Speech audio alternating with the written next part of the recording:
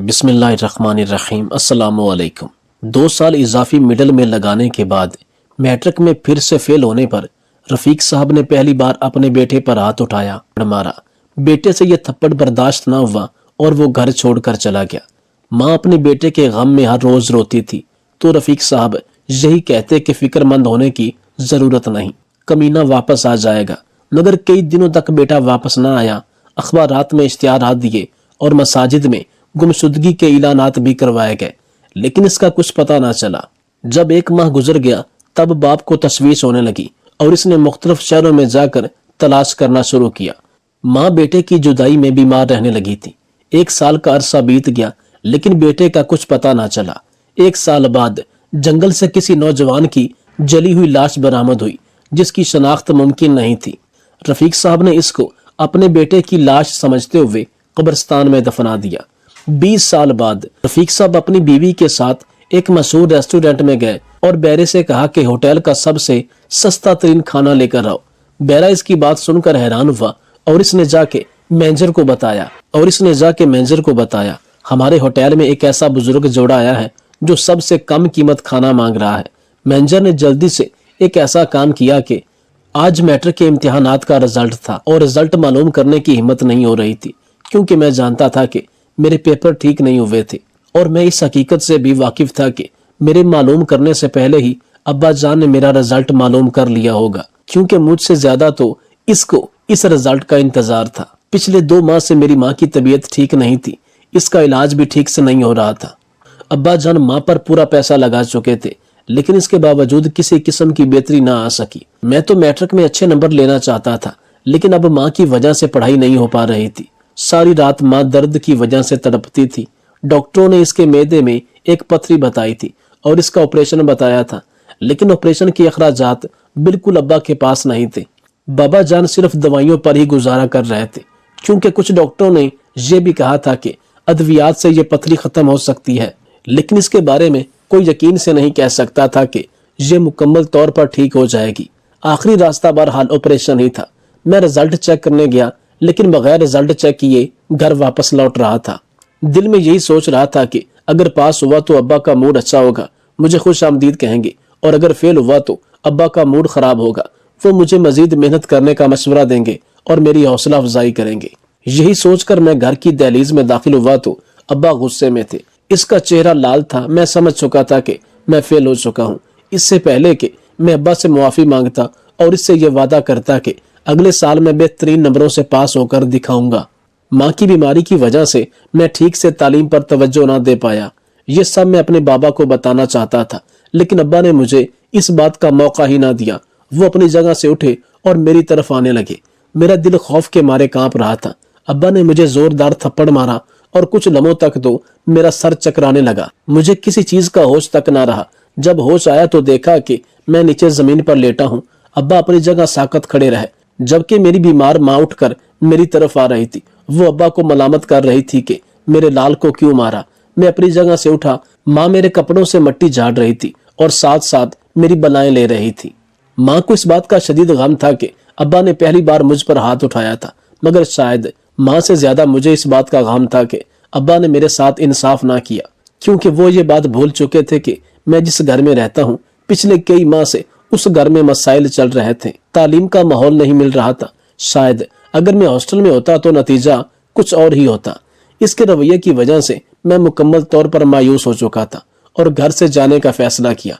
मैं घर छोड़कर जा रहा था, लेकिन ये नहीं जानता था कि मेरी मंजिल कहाँ है। लेकिन ये जरूर जानता था कि अगले कई दिनों तक घर वापस नहीं आ पाऊंगा। अब्बा ने जो थप्पड़ मुझे मारा था, दरअसल ये मेरे जमीर पर थप्पड़ था जिसने मुझे झंझोड़ कर रख दिया। अब मैंने ऐसा नहीं सोचा था कि अब्बा से किसी किस्म का बदला लेता, लेकिन मैंने ये ठान लिया था कि घर लौट कर नहीं जाऊंगा। जब शाम होने लगी तो मेरा दिल बहुत घबराने लगा, क्योंकि ये जिंदगी में पहली बार था कि मगरिब की अजान के वक्त भी मैं घर से बाहर था, जबकि इससे पहले ऐसा कभी नहीं हुआ था। अब्बा की तरफ से मुझे हिदायत थी कि मगरिब की अजान से पहले तेरा घर में होना जरूरी है, और अब्बा के मैंने इस हुक्म की हमेशा तामील की। जामिया मस्जिद में गया, मगरिब की नमाज अदा की। इसके बाद तस्बीहात पढ़ने के लिए मस्जिद में ठहरा रहा। इमाम मस्जिद मुझे बार बार बड़े गौर से देख रहे थे। शायद इसके लिए मैं अजनबी था। वो जानते थे कि मैं इस मोहल्ले का नहीं, اس کے بعد عشاء کی اذان تک میں ادھر ہی رہا۔ عشاء کی بعد جماعت نماز ادا کی، سب لوگ اپنے اپنے گھروں کو واپس لوٹنے لگے تو امام صاحب میرے پاس آئے اور کہا کہ بیٹا کیا مسافر ہو یا پھر گھر سے روٹ کر آئے ہو؟ اس وقت امام صاحب کو حقیقت نہیں بتا سکتا تھا۔ مسجد میں رہتے ہوئے میں نے جھوٹ بولا۔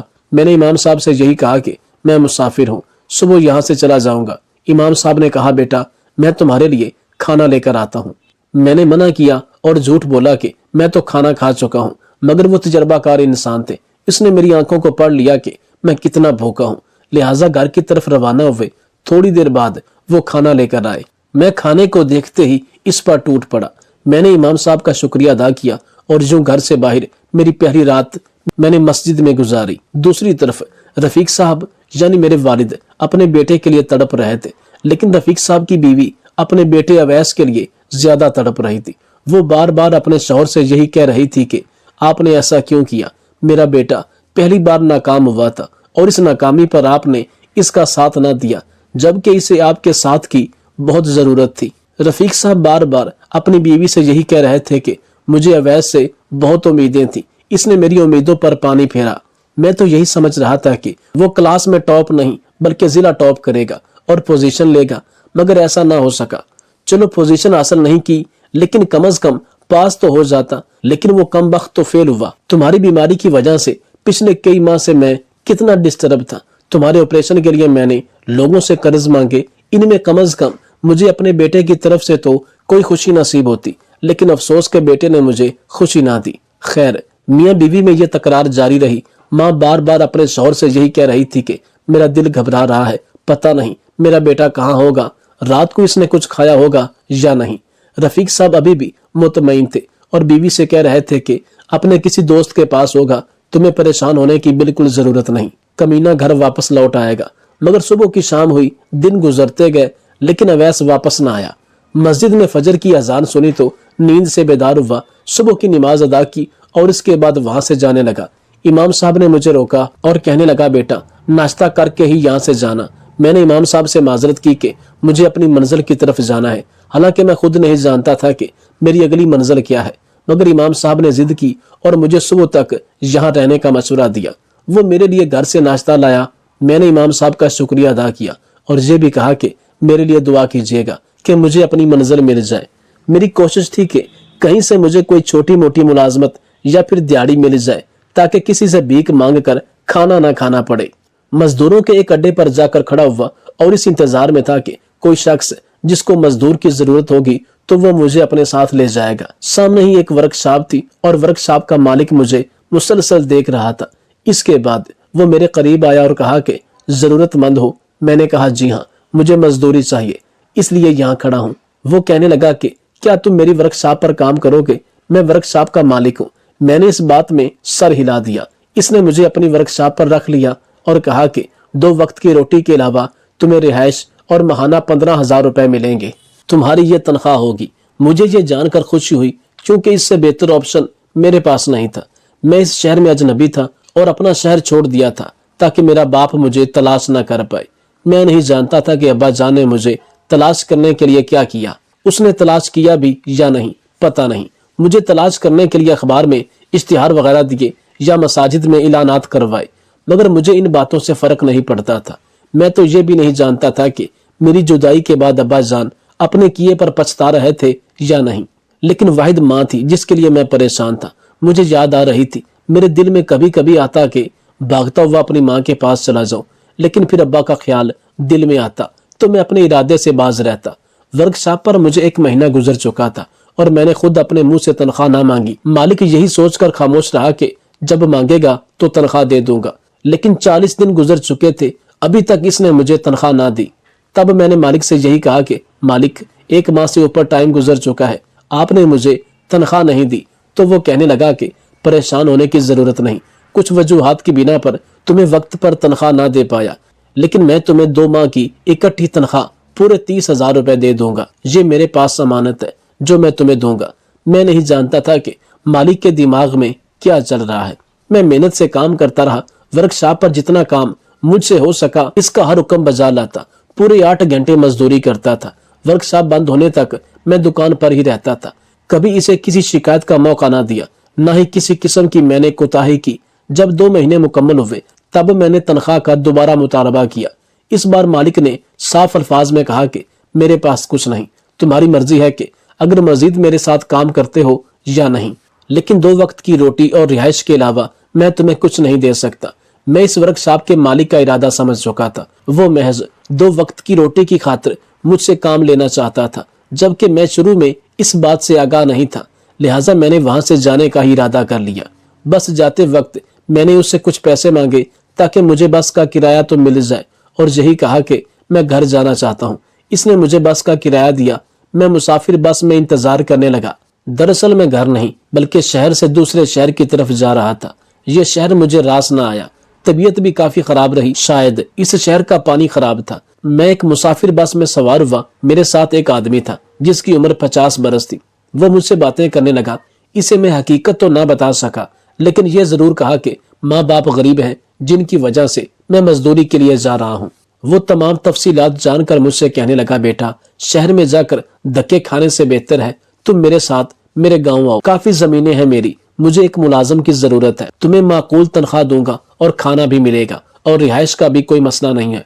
तुम्हारी शक्ल देखकर मुझे ऐसे महसूस होता है कि तुम काफी बीमार हो। शहर में मजीद रहना तुम्हारी सेहत के लिए ठीक नहीं है। मैं पहले ही वर्कशॉप से धोखा खा चुका था, मजीद धोखा नहीं खाना चाहता था, मगर मुझे इसकी बातें सच्ची मालूम होने लगी। इसका लहजा सच्चा था और मैं इसकी बातें झुठला ना पाया। सबसे ज्यादा जिस बात ने मुझे मुतासर किया वो ये थी जब इसने कहा कि बेटा मेरी शादी को 25 साल गुजर चुके हैं, लेकिन मेरी कोई औलाद नहीं। तुम मुझे एक अच्छे खानदान से लगते हो और इसके अलावा जरूरतमंद भी हो, लिहाजा मैं तुम्हारी मदद करना चाहता हूँ। तुम्हारे भले के लिए ही ये सब कह रहा हूँ। मैंने शहर जाने का इरादा तर्क किया और अपनी मंजिल तब्दील की। मैं इस शख्स के साथ गांव जा रहा था। तकरीबन 2 घंटे के सफर के बाद गाड़ी इसके गांव में पहुंची। हम दोनों गाड़ी से उतरे। ये एक ऐसी सड़क थी जिसके पास ही एक जंगल था। वो शख्स जिसका नाम हमीद था, मैंने इससे पूछा कि अच्छा हमीद, हम लोग जंगल की तरफ क्यों जा रहे हैं? वो कहने लगा, बेटा जंगल के इस पार मेरा गाँव है, लिहाजा जंगल से हमें गुजरना पड़ेगा, लेकिन तुम्हें फिक्रमंद होने की बिल्कुल जरूरत नहीं। ये एक बेजरर जंगल है जिसमें किसी किस्म के खतरनाक जानवर नहीं रहते। हम जंगल के दरमियान चलते जा रहे थे, लेकिन फिर भी मेरा दिल जोर जोर से धड़क रहा था। मुझे इस बात का खतरा महसूस हो रहा था कि कुछ न कुछ मुझसे गलत होने वाला है। ऐसा महसूस हो रहा था कि मुझसे धोखा हो रहा है। जंगल के उस पार एक दरिया था और कश्ती वहां किनारे पर खड़ी थी। इस कश्ती में कुछ लोग सवार थे जो शक्ल से खतरनाक महसूस हो रहे थे। बड़ी बड़ी मूंछें थी और इनके हाथ में असला भी मौजूद था। मेरे पूछने पर चचा ने बताया कि ये गांव के वासी हैं, ये कश्ती में हमारे साथ सफर करेंगे। चचा हमीद और मैं इस कश्ती में सवार हुए। दरिया में कश्ती रवां दवां थी और वो लोग भी एक दूसरे को बड़े गौर से देख रहे थे।